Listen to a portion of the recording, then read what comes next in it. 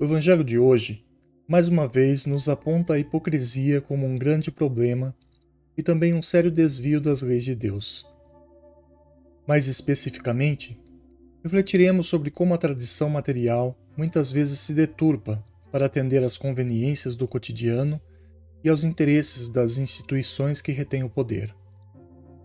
Os fariseus da época de Jesus eram aqueles que mantinham e ensinavam as leis espirituais, mas comumente misturavam ritualísticas e costumes com essas mesmas leis, tornando efêmeras tais práticas. Por esta razão, era mais fácil se preocupar com o lavar as mãos antes de se sentar à mesa do que ser digno ou honrar ao pai e à mãe.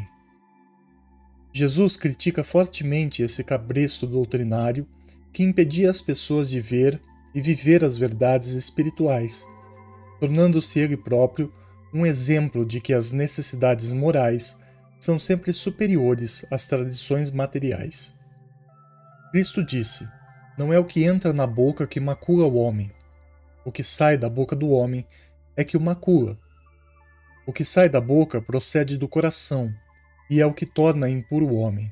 Porquanto do coração é que partem os maus pensamentos, os assassínios, os adultérios, as fornicações, os latrocínios, os falsos testemunhos, as blasfêmias e as maledicências. Essas são as coisas que tornam impuro o homem. O comer sem haver lavado as mãos não é o que o torna impuro." Tal afirmação demonstra claramente que o principal interesse dos homens, não só naquela época, mas podemos fazer um paralelo também nos dias atuais, está erroneamente voltada para as questões terrenas, onde as preocupações espirituais acabam ficando para segundo plano, outra vez nos mostrando o quanto damos prioridade ao que não permanecerá conosco quando deixarmos a carne e regressarmos à pátria astral. O Mestre revela o quanto é comum o desprezo pelas verdadeiras práticas espirituais, aquelas que transformam o homem para melhor e que são pautadas na reforma íntima, no jejum que abstém do mal, no cultivo da caridade, no tornar-se digno de ser chamado filho de Deus pela bondade e pela justiça que se é capaz de vivenciar no dia a dia. Isso fica bem explícito quando Jesus diz ao fariseu que o convida para comer em sua casa, que em vão ele se preocupa com o quão sujo está o exterior do corpo ou do prato, enquanto seu coração está cheio de rapina e iniquidade.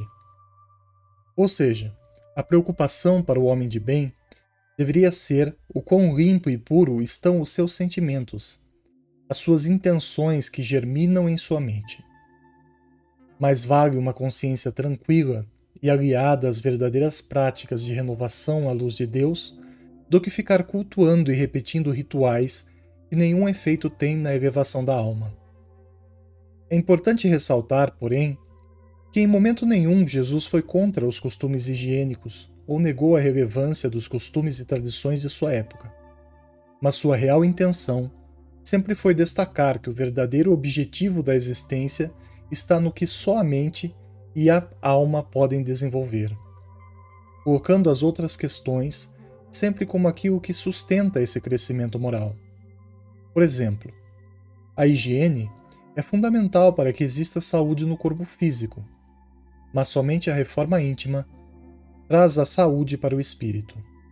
Assim, considerando que a verdadeira vida é espiritual e que estamos encarnados apenas por necessidades momentâneas, então nos convém muito mais aprender a cultivar a saúde que perdura do outro lado da vida. É desta maneira que, para quem se diz cristão, tentando vivenciar os ensinamentos do Mestre em sua jornada por esse mundo, o capítulo de hoje vem nos lembrar que a verdadeira luz que se acende em nosso caminho vem de dentro para fora, sendo que só seremos capazes de ver o mundo de maneira mais pura e genuinamente boa se aprendermos a cultivar virtudes e a seguir a lei de amor e justiça que nos é imposta pela balança divina.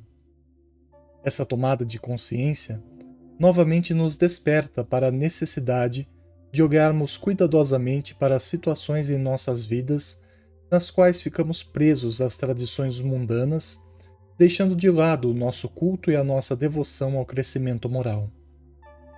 Certamente, o Divino Amigo queria de nós um momento para meditar sobre a vida, aumentando o nosso bom senso e aquecendo os nossos corações, a fim de sermos capazes de modificarmos aquilo que impede o nosso progresso e que nos afasta de Deus.